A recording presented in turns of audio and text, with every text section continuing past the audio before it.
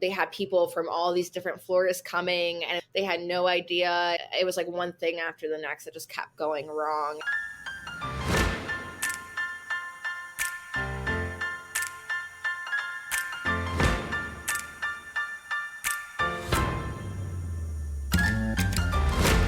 Hey, Michelle. Hey, Carling. How are you? I'm okay. How are you? Oh man, we're trying to record, but there seems to be a big delay that I'm going to have to edit out. Yeah, that's a bummer. Hopefully, with the magic of editing, nobody will even notice. Maybe one of us shouldn't have gone on vacation. Well, how's your week going? I'm so far away from you. I know. It's going okay. I am trying to get my house organized again, making plans to go to the dump and to drop stuff off for donations. But if I'm being honest, I don't feel very good and it's making me a little nervous. Like, you don't feel good. How? So I have carpal tunnel, right? But it's gotten a lot worse and my hands go numb like all the time. If I'm curling my hair, they go numb. It's mostly my right hand, or if I'm cooking or anything that I'm doing with my right hand, it goes numb really quickly. But today it's going numb and it's like traveling up my arm and it's giving me like pain in my shoulder. So I don't know what's going on, but I just feel weird. Like, I'm no doctor, but should you go to the hospital? I don't know. I don't feel like it's that serious yet, but if I end up getting like a headache or I feel dizzy or things like that, then I probably should. My God, you better be alive when I get home. No promises. I'm going to be pissed. Yeah, so anyways, how's your vacation going? We made it finally. It was a bit of a shit show. Yeah. We were supposed to leave at 7 a.m. on Tuesday morning. And then on Monday afternoon, we got an email saying, "Oh, we're going to change your flight because of lack of crew. That you're now going to be leaving at 6 p.m. tomorrow, and you're going to fly to Quebec, which is further than Ontario. You're going to get there at midnight, and then you're going to just wait in the airport, just hang out until 6 a.m. and then you'll fly to Toronto." But like, we're traveling with two kids. Yeah, that's unbelievable. It was unreal. So Lindsay had to wait on hold with WestJet for 3 hours. She was like, absolutely not. What are my other options? Because I'm not flying all night with two children. They finally said our Yeah. only other option was to fly, would not until what, I don't even know what day it is. I guess Thursday we would fly at 6 a.m. to Winnipeg and we'd have a 3 hour layover and then we would fly to Toronto. So we were doing carry on only. And if anybody's been watching the news, Pearson Toronto Airport is one of the worst ones right now, affected by lack of staff. So it ended up taking us like 17 hours to fly to Ontario, and it only should have taken us 8, not even 8. Yeah, that's crazy. I hear that it's nuts in the airports right now and because everybody wants to fly, but then during the pandemic, pilots were offered like early retirement, so now there's not enough staff and everybody wants to get the hell out of here. So, Yeah, it was not great. And when we were in Winnipeg, so we purposely did carry on because if you've seen any videos on social media at the airports, like the luggage handling is just atrocious, especially Toronto. And so we were like, we're only going to do carry on. We're just going to pack yeah. light. And in Winnipeg, they made an announcement that because everybody decided to only do carry on, they needed volunteers to check their bags going to Toronto, Oh, and nobody came forward. And so the guy oh, that's made, funny. yeah, he made an announcement and he was like, "Okay, if nobody comes forward, we're just going to randomly draw 15 names." And we were like, "We will fight. Like, Oh, we are not checking our bags." oh my God.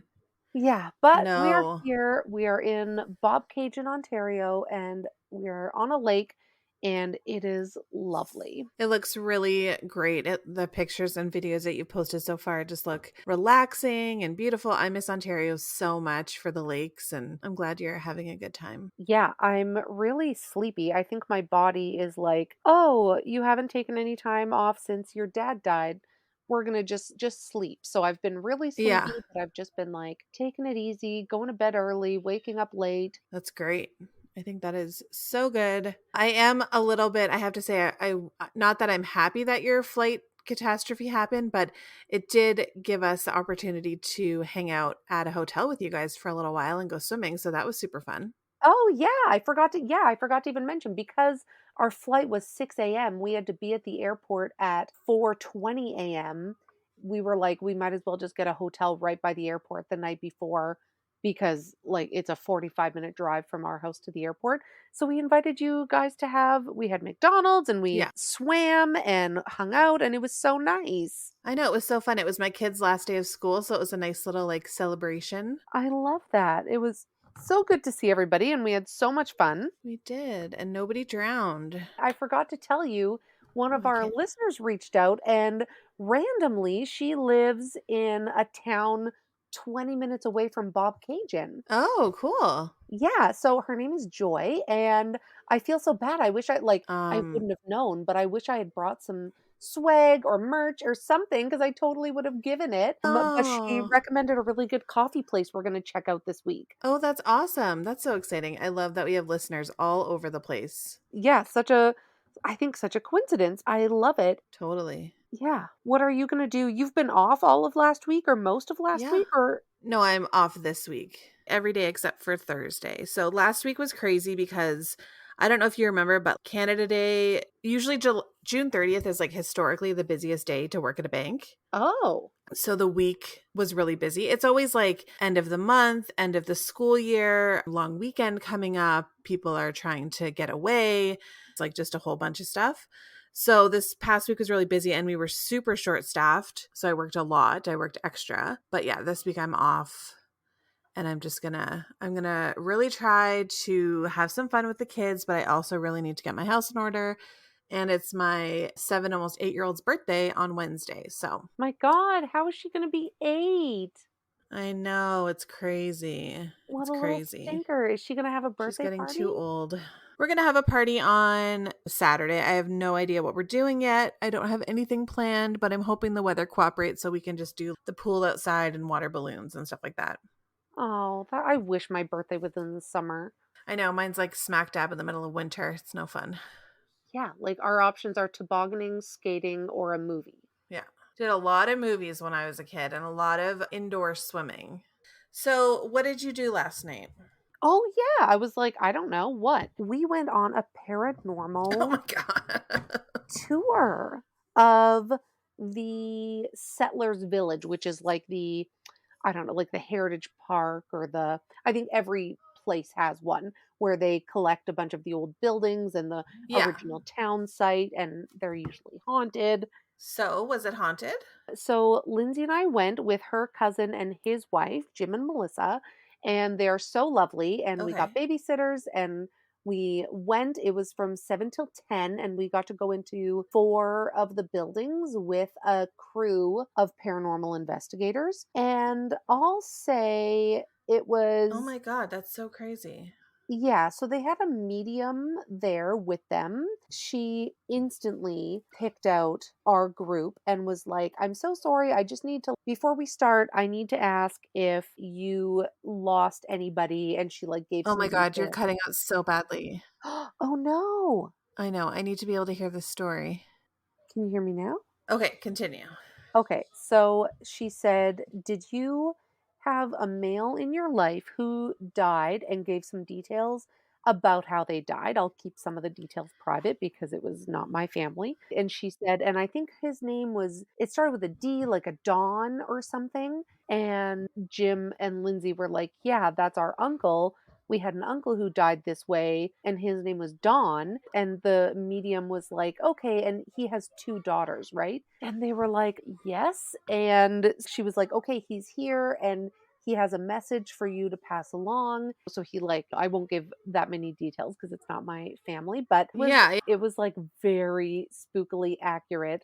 Both Lindsay and Jim were Oh like, my gosh. are you kidding me? So now they're trying to decide like Wow. they don't know how to tell their cousins, like this Dawn's daughters. Yeah. And Will they then be like receptive to it? they don't think so, but they don't know. So we're trying to figure out the best way to Oh, maybe bring it up. wow. Yeah, it was really spooky, but the paranormal stuff, They had a couple of pieces of equipment that are used in like television shows where you might do paranormal investigating. There was very little activity. There was nothing really happening, and it was a little goofy because they were like, "Is anybody Oh, here? Make yourself known." And then we would all just stand there and nothing would happen. Like a couple of times, like this little thing, K meter something would light up, and they'd be like, "Thank you. Can you do that again?" And then nothing would happen. oh, interesting. Yeah, it was like a little bit silly. And then they had this app on their phone, which I suppose could be real, but like also it could just be an app. It was called like Necrophonic app. It runs through a wave of radio stations at a really fast speed.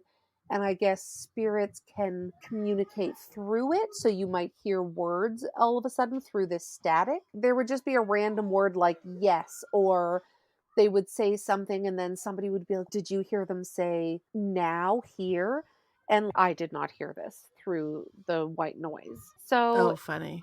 yeah, it was like good. It was like funny. Some of their stuff was a little bit silly, but the stuff with the medium was really cool. That's crazy. It was cool. And Lindsay's family has a lot of history in this town. So it was really neat to be in those Right. buildings and know that she has some family history in these places. Oh, that's really cool. Yeah. Awesome. I'm starting to develop a headache, which is making me a little nervous. Oh my god.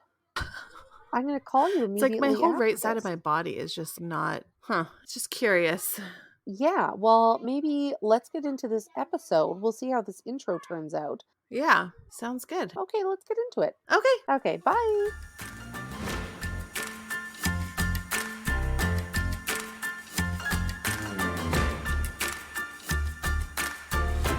Hello, Olivia. Hi, how are you? Good. How are you? I'm doing good. Ready for the Good. weekend. Yeah, is it nice where you are? It's like springtime. It's been nice, but today is more of a gloomy, cloudy kind of day. I'm not mad at it though. Sometimes I try to remind myself that like we need the rain in the spring to make everything beautiful and green. Yes, it makes me feel better about just staying in and resting. Yeah. Yeah. Yeah, especially in where you are. You guys need the water. Yeah, Yeah, I guess definitely. California is really dry, right? It is, yeah. It's not raining too much today, but we did get a little bit yesterday, which was a nice change of pace.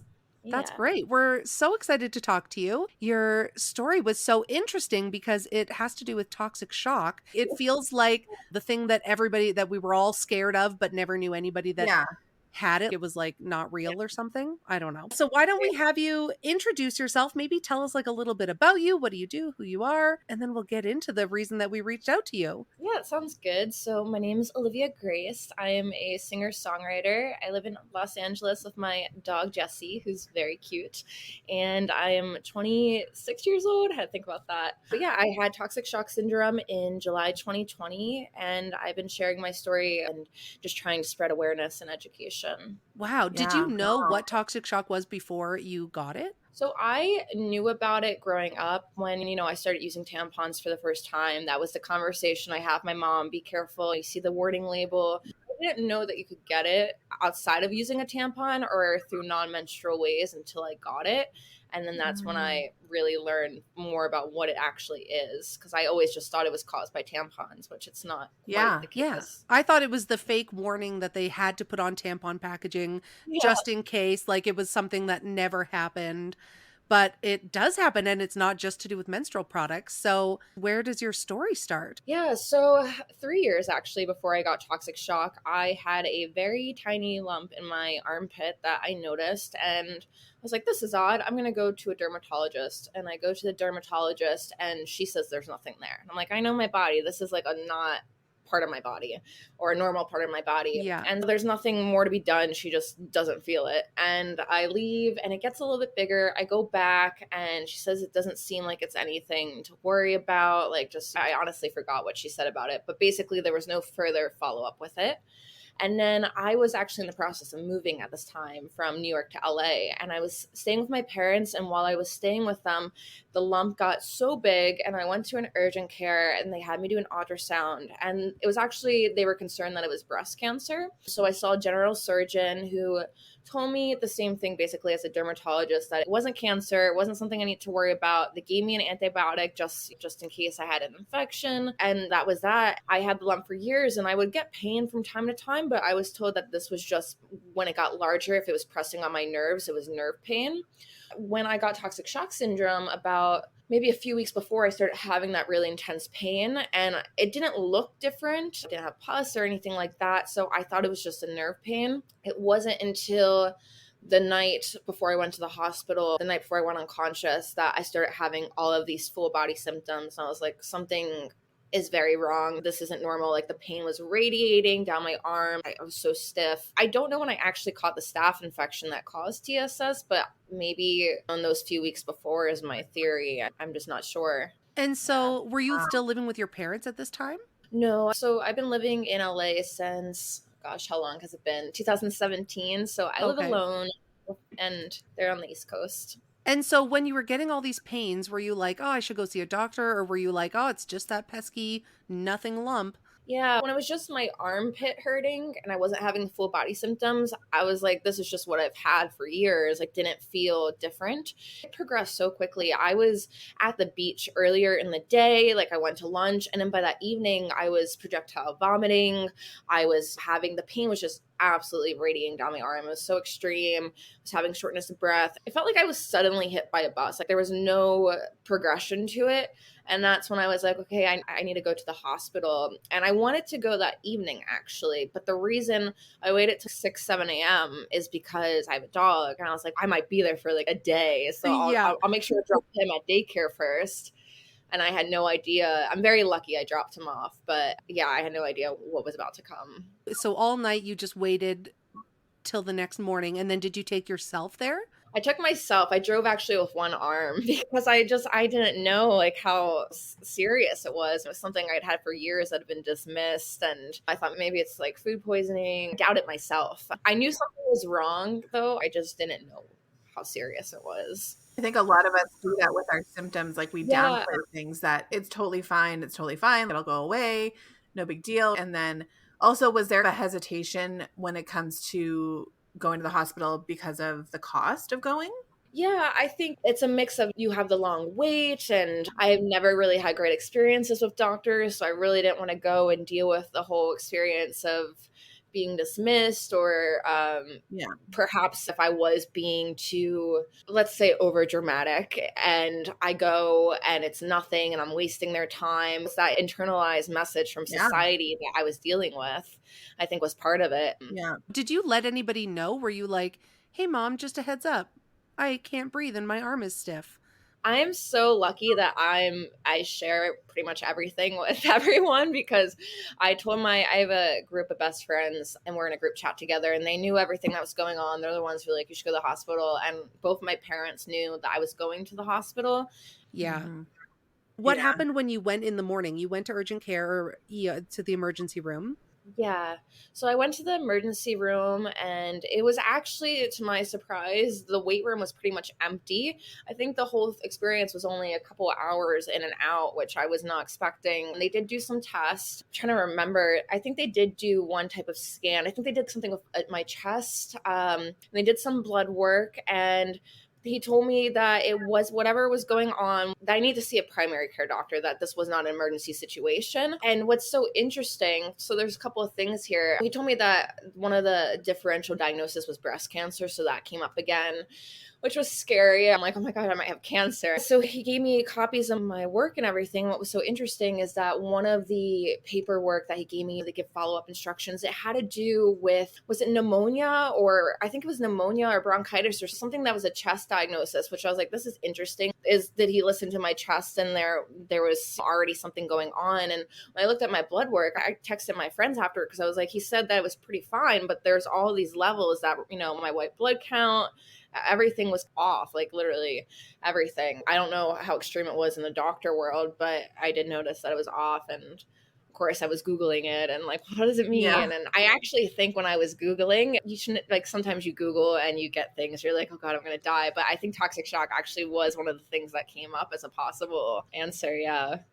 And so you're just sent home and you're like, okay, I guess I'll just follow up with my doctor later. I learned months later when I asked for the full records of my chart. They told me that they were giving me an IV and antibiotic in the hospital.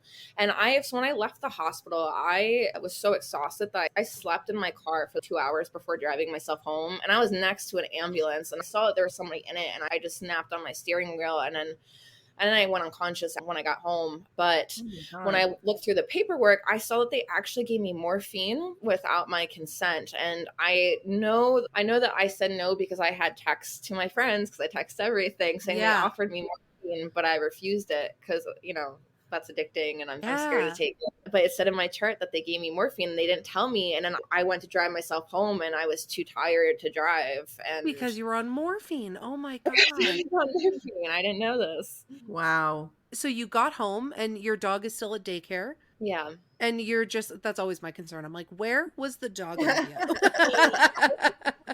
Lucky because he has fear aggression too. So if somebody was to come into my apartment to find me, he probably would have tried to attack them, and then who knows what would have happened to him.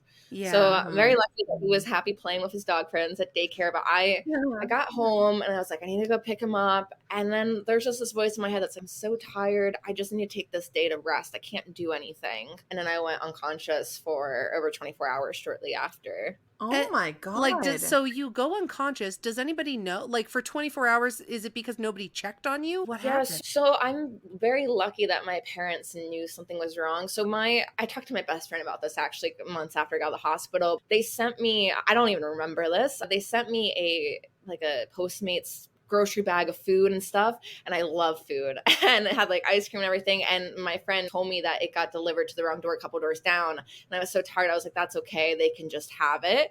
And then I Ugh. stopped responding after that. And they were going to call a police check because they were like, that's really not like Olivia. She seems really out of it. She's not being responsive. They were going to call the police to do a wellness check. They didn't yet, but my parents, they got really scared not hearing from me because my phone, of course, ended up dying and some messages weren't going through. And the first thing they did, they called the police to do a wellness check. And apparently, so let me back up. I live in a guest house, so there's a family in the front house, and then it's me in the back. So the police apparently came, and I guess they knocked on my landlord's door. It was their teenage daughters. The police asked the girls if they knew anything about me. My car was out front. They said I was maybe walking my dog.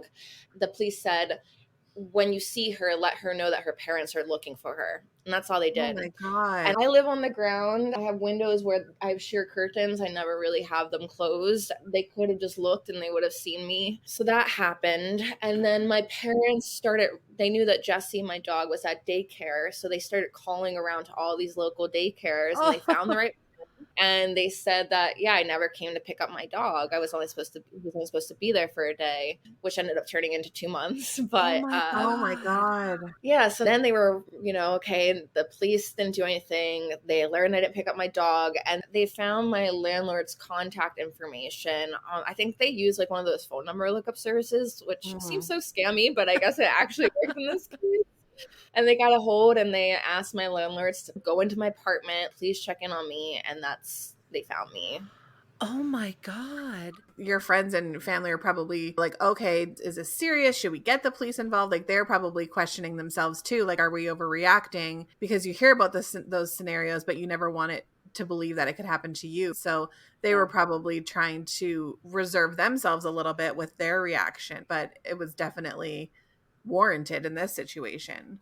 Yeah, when I got my phone back on, all those text messages were delivered, and there were so many from my mom being like, please call me. Like, it's 11:11. I'm praying. I think that from talking to her, she definitely knew that something was wrong. Yeah. And Mhm. so your landlords call 911?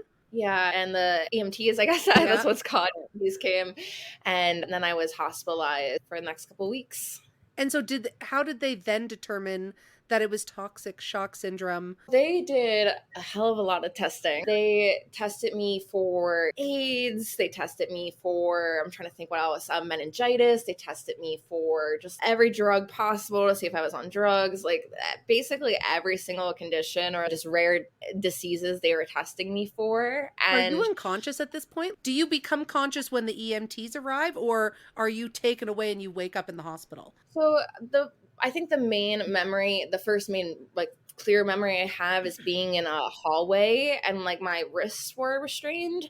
And I just remember being asked like, do I know my name? What year is it? Like when's my birthday? And I just remember not knowing. I was like, there's nothing up here. Like, I don't know. Oh And I just God. remember feeling really scared. Now I do like I'm hesitant to say I remember because I don't know if this was a real memory or not. But when my Mhm. landlords came and I was unconscious, I don't know if this was a dream. I don't fully know if this was real, but I maybe remember hearing like knocking and feeling like the like kind of like opening my eyes and feeling like the door was like miles away. It felt like it Yeah. was so far away. And I maybe remember all these men over me and feeling, wow, there's so many men. Oh And was wow. so I think yeah, being in the hallway, that was a clear thing. And then it wasn't until I think the morning, just looking at my call history and such, it was a nurse that I was speaking to, and she asked me if I knew where I was, and I thought I was at the original hospital that I was at or that I went to, and then they told me where I really was, and they told me that my dad was on a plane coming to see me. That's when I spoke with my mom, and yeah, they did so much testing.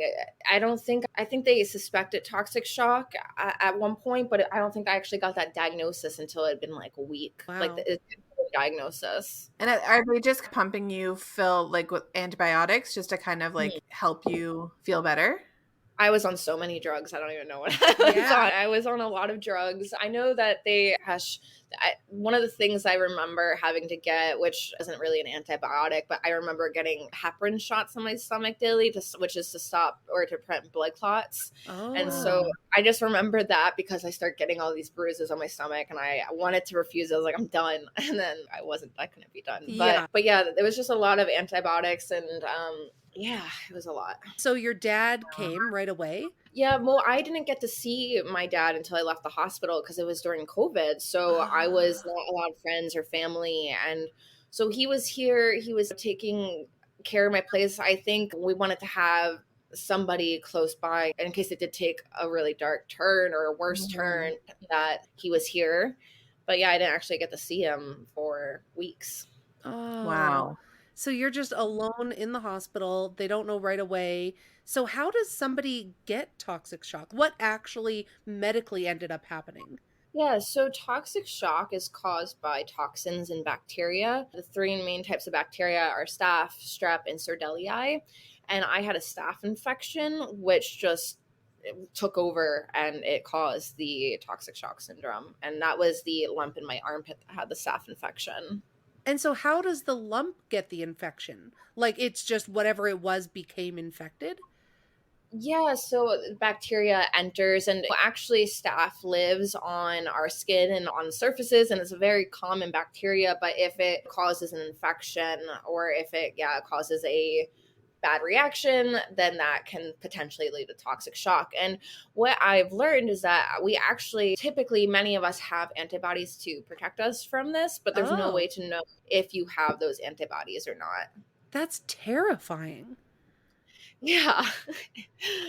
I guess should the doctor at the emergency room should they have caught something? I don't know. It feels like they should have caught it sooner before you were unconscious for 24 hours. They definitely, the first hospital should have caught, they should have at least kept me all of the signs. And I was having like chest pain, shortness of breath. Like I was having all these full body symptoms. And I remember asking them to biopsy the lump, and he said no. If he had biopsied it, maybe they would have seen that it was growing staph. And actually, I remember at the second hospital, because I had the lump ended up being extracted, they said that it was still growing staph even when it was in like the culture is what's called, or the dish or Whoa.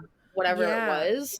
Yeah. Um, and that ended up being the source of TSS. Oh my God, that's so scary. Yeah.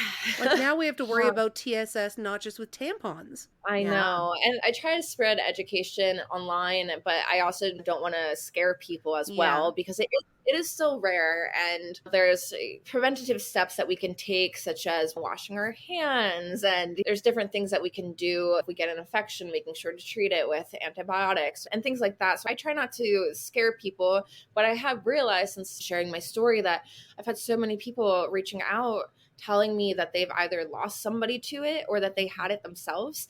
There was one person I remember who had to have several, I think it was their legs amputated, or maybe it was their hands and their legs. I don't fully remember, but I just remember being like, wow, it's just so scary, and it's more people than I thought. I remember there was a supermodel like years ago that had to have her leg amputated because of it. I remember that. I feel like that was the big story around Yeah. TSS several Yeah. years ago. Because Yeah. like Carlin was saying, we're warned about it when we start wearing tampons, but has anyone we've known ever experienced this? Like, is it really that big of a deal? I remember being shocked when I heard people don't wear tampons like overnight. And I'm like, Mm, Right.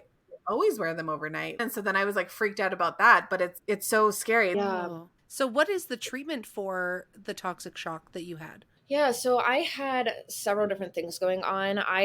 When I was in the hospital, I had liver failure, kidney failure.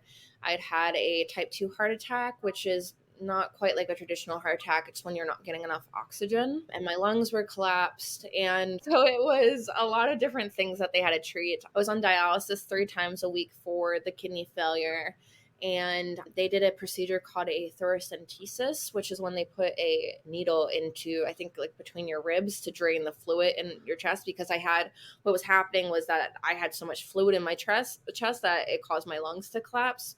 So they had to drain that, and those were two of the procedures I did. They ended up doing the surgery to remove the lump. Once that was removed, my levels started improving and being on antibiotics. But the treatment for TSS really depends on the history of the Right. person. Is it associated with a post surgery wound? Is it associated with tampons? So for me, it was that lump. And so removing that was an important part of my treatment. And so that's why you were in Wow. the hospital for so long, right? Yeah, just I had all of these different things going on. I think that was also too why it was so hard for them to diagnose me at first, because everything was wrong. And I looking at my paperwork, because I've gone through it, I'm trying to, there's these gaps in my memory, so I'm trying to understand what happened to this time. And I remember that there were notes about just that I was so stiff, and that's why they did a spinal tap, because they were concerned that it was maybe meningitis or something else that would be diagnosed the similar way. And I actually have been back to that ER several times since having TSS with different health issues. And I remember when I was in the emergency room, one of the doctors came and he was looking at me with his jaw a bit open, and he's like, "Do you remember me?" And I was like, "No." I was like, "Should I?" And he was one of the doctors who treated me when I was in the ER when I was first taken in. And he told me that they had people from all these different floors coming, and it was just like they had no idea. It was like one thing after the next that just kept going wrong. And his reaction was just crazy to see, because I could see in his face the, wow, you look very different right now compared to when I was brought in. Oh, so Wow. you've had some long-lasting complications because of it? I'm definitely doing a lot better. One of the main things that has really impacted my life is the PTSD. I was in a very bad, dark mental state for a couple months after I got out of the hospital. And I, started seeing a therapist twice a week. And I'm very grateful for that. I'm definitely in a much healthier state of mind. I still see her weekly. But outside of that, there is still some health things I don't have answers for. I'm seeing my rheumatologist and cardiologist, and I have to see a sleep specialist and a physical therapist. I'm still looking for answers, where last year I had months of debilitating fatigue, and I saw a rheumatologist, and she said it was chronic fatigue syndrome, but the source I didn't know. And then it just went away, and actually had a month of that this past year, like a month ago or so actually. And it was the same thing, where seeing the doctors and just not having answers for these just long lasting issues. As for my heart, I do have two different types of blocks in my heart, but it isn't, and I do have some issues of pain and shortness of breath, but it isn't something that my cardiologist and I have decided it's just something that I need to monitor annually and get checked up on. It's not something that I need to do any big procedures or anything with right now. That's got to be Wow. so scary and frustrating being so young. You move out to LA, you're singer-songwriter and making your way, and to be brought down by this it seems so random. Yeah, and it's definitely something I struggle with because on one hand, logically, and I do feel this way sometimes, but I should just feel, I tell myself I should just feel grateful to be here. And yet, so then I feel guilty because then I have these feelings of anger of 6 months before this, or it was like 5 months or so, 5, 6 months before I got Toxic Shock. I was on tour. I just had my song in a TV show, Oh which was my my first time. God. There were all these exciting things going on. I had just gone to Tulum for the first time and living I was 24 at this time. And so just being young and excited, and then everything kind of changes, and it's definitely impacted how I live my life now. And I want to just be grateful to be here. And on the other hand, I'm like, I'm angry that I can't do things the way that I used to. Yeah. And it's a balance that I'm working through.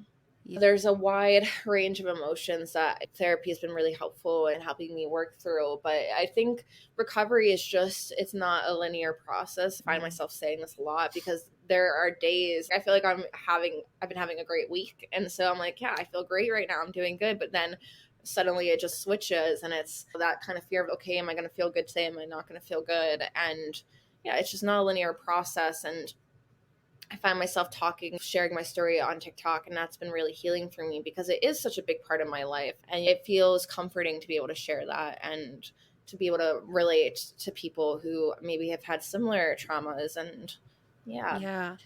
Yeah, Yeah. we always say that once you share your story, you realize how many people out there have the same one, and then you can really connect with them. What has been like the reaction of people with you sharing your story? I did not expect the level of support and the reaction that I got. I feel like I've built this really supportive community. And so here's my hot take: the internet can be a mean place, right? Like Yeah. people who have keyboard warriors, and it's just hard to avoid. But I feel very lucky that, at least on TikTok, my community that I have, I've only ever seen like a couple of little tiffs break out in my comment section that I try to shut down, because I do want it to be a place where we're respectful towards each other and people can share and ask questions without feeling shame or dumb, or whatever it might be. It's been a mix of people who are just curious and wanting to learn more and are excited to learn more. And then there are people who've maybe been through traumas, or who can especially relate to the part of being dismissed by doctors, and Mhm. who that's a place for them to talk and be heard. Have you been able to get back to singing and songwriting? Yeah, so last year, in the first months after getting out of the hospital, I actually made an album, and I did it from my bed. I recorded all the vocals in my apartment, and I worked with producers in France. We did everything by Zoom. Oh, And we'd be like recording, and then I'd go throw up, and like, oh it was just like, God. it was a lot, but at the same time, it was so much fun. And it was a really big part of my healing journey. But I have done a couple of shows, and I released a couple of songs, and I did a music video as well. In the last couple of months, I've been more focused on, it's been feeling really good to share my story and focus more on that. So I've been leaning more into that, but I'm definitely excited to release some more music, and I've been thinking about that in the last couple of weeks. Well, and especially with COVID restrictions slowing down, maybe things Yeah. are getting a little bit back to normal that way too. Yeah, absolutely. Being able to play shows and such, I definitely am eager to play more. Yeah. What kind of music do you do? It's alternative pop music. Oh, fun. Yeah, so it's kind of, I feel like I get compared to Lana a bit, and I love her, but I'd say my music's has a little bit more drive or beat to it than Okay. perhaps her stuff it does. I'm trying to think who else I get it compared to. I feel like that's one of the main ones, is my voice gets compared to her. All the songs from this album are very much about the last couple of years and my experience with TSS. Yeah. Is your album already released? No, I have not released it. Oh, I've been how holding on. come? Well, I released a couple of songs from it, and then I just paused. And if I'm being honest, I think in the last couple of months I felt a bit of a burnout of the music industry, Yeah. and I just needed to recalibrate and get back to the joy of the music. And how I felt when I was making the album. I think there's also too something that I realized last night. I actually wrote it down. I wrote nothing changes unless you do. Stop hiding, because I think that when it's been a couple years since really being active in the music industry and all these things have happened, there's almost like this pressure of everything you do needs to be perfect. Yeah. And that pressure it can weigh you down to the point of where you just are paused, like you're frozen. And so I'm trying to get out of that and be like, you know what? Like, this isn't going to be the last thing I do. And if it's not the best thing I do, that's okay, because it's an honest thing and it's me. And that's something where I'm trying to work through right now. Sometimes you just have to put it out there, whether it's perfect or not, and let it do what it does. Yeah, Yeah. definitely. Even on our like small scale, we were so hesitant to start the podcast because maybe I didn't understand the editing, or we didn't have the best equipment yet, or we didn't have the best sound. And the best advice we got was from another podcaster that was just like, just start, just release it. People, then you'll be able to look back as you progress and see how far you've come. I love that. I feel like once you just got to go for it, because if you're always just thinking about it, then you can't, there's no room for that growth or that improvement. That's such great advice. It's true. It's more so getting past the mental humps than anything else. Yeah, absolutely. Where can people find your music or your social media? Yeah, so my Instagram and TikTok is Meet Olivia Grace, MET. And then I also have my music under Olivia Grace as well on Spotify and Apple and anywhere else you want to listen to music. Awesome. That's so exciting. What was the TV show that your music was in? It was called Katie Keene with Lucy Hale. Yeah. Oh, that's exciting. It was my song Higher Ground, and I love Lucy Hale, so I was very excited. And were you the singer as well, or did you just write the song? Not just, but yeah, it was a song that I had released actually, like from just one of my songs. So yeah, it was my voice and stuff. That's so exciting. That's awesome. I love that. I can't imagine how competitive it is out there. I'm just thinking about TikTokers who started as TikTokers and now they're in the music industry and they have a bit of a leg up on people who have started like organically, and how that kind of just adds to the competition of trying to get yourself out there. Do you struggle with that a little bit, seeing these like TikTokers being like blowing up and being like, oh, that must be nice? I love hot takes on this, and I actually just was having a long conversation with one of my other musician friends about this last night. So on one hand, I think that TikTok is really incredible for independent artists because it allows the opportunity, or it gives the opportunity to have your music in front of a large audience and without any labels or anything like that. Yeah. And so that's something that's really unique that's going on right now, and it's really exciting. But on the other hand, there's this expectation now of artists and songwriters to be content machines and to be constantly putting out content. It's like you should be posting 2-3 times a day, and if you're not blowing up on TikTok, like maybe you should be rethinking your career. It's intense, and I've heard horror stories about labels putting pressure on artists to be active on TikTok, and it is a different way of thinking, and it's tough for artists who have been doing this for a long time and who are really talented, but they don't quite understand how to do that. And having the energy left over too when you're making a bunch of content, and then where's the energy left or the creativity left to actually create music? Yeah, absolutely. So I think there's got to be a balance within that, and there's the positives, and there's also the struggle of trying to adjust and find your way within that. Yeah. Well, thank you so much for taking time out of your day to share your story and be so honest and candid. It's so appreciated. And like we said in the beginning, something that, we just thought didn't actually happen to people. Yeah. Thank you so much for having me. This was such a great conversation, and I love meeting you both. And thank you for helping me get my story out there. Thank you. Awesome. We'll let you go. We hope you have a great day. Yeah. No, this was such a great conversation. Thank you so much for reaching out and helping me share it. Well, thank you so much. All right, guys. I'll talk to you later. Okay. Bye. Bye. Hey, Michelle. Hey, Carling. We don't know who to thank because this is just a canned outro. But thank you to whatever guest we just interviewed because that was amazing. Thanks so much. It was amazing. Best story ever. Learned so much. Yeah, this is our like canned little outro in the event that we aren't able to record a proper outro. Yes. Always be prepared. Always. Isn't that like a Boy Scout? Yeah. Always. I don't know. Always be charging. I don't know. What? No, it's like the ABCs of finance always be, I don't know. It's from a movie. Oh, I don't watch those. Okay.